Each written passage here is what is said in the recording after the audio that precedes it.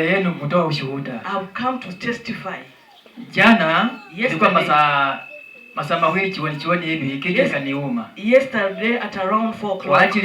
Kwa ajili nguvu yangu ya maombi uchungu ilipotea. Because of the repeat. Kwa ajili jana jioni kwa saa 9 hivi mpaka saa 10 hivi. Yesterday at around 4 o'clock. Nilisikia kichwa inaniuma kabisa. He had an headache. One side. Upande moja.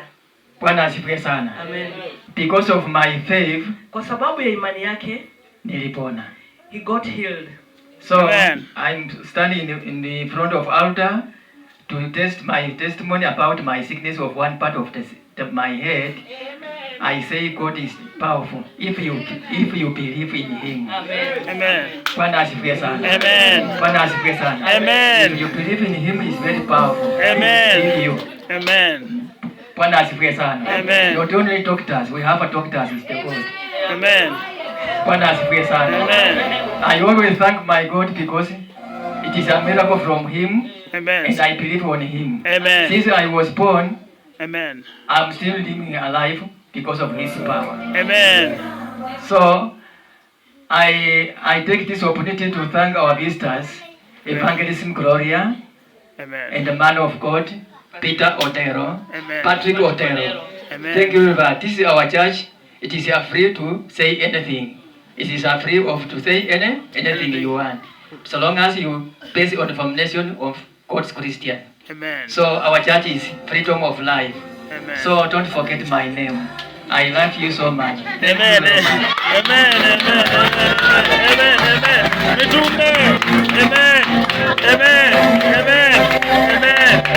Amen. Amen.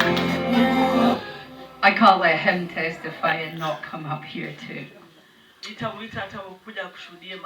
God is so good. Mungu ni mzuri sana. So good. Mungu ni mzuri sana. I agree with everything that Pastor said about our meeting. Nakubaliana yale ambayo mtumishi alinena kuhusu mkutano wetu. And it being a divine appointment that day. Hakika ni siku ambayo iliteuliwa na Mungu. I would not have been on that street if it was not for being with a friend.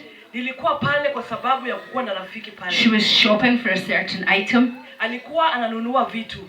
And when the man that was selling it, na yule mtu ambaye alikuwa anauza, so she was with the mzungu, alimuona na mzungu, he doubled the price. Alipata kuuza mara mbili ya bei ile. This happens a lot. That's my husband. Huwa inafanyika kila wakati. So she said, you stand there. Na akasema wewe simama hapo. I go to another shop. Niende kwa duka nyingine. And as I stood there, I heard what I knew was a clear, clean gospel, pure gospel. Wakati nilisimama pale, nilipata kusikia injili iliyo safi. And I knew I had to meet the preacher. Na nikajua lazima nikutane na mtumishi wa Mungu. God caused something to happen that day.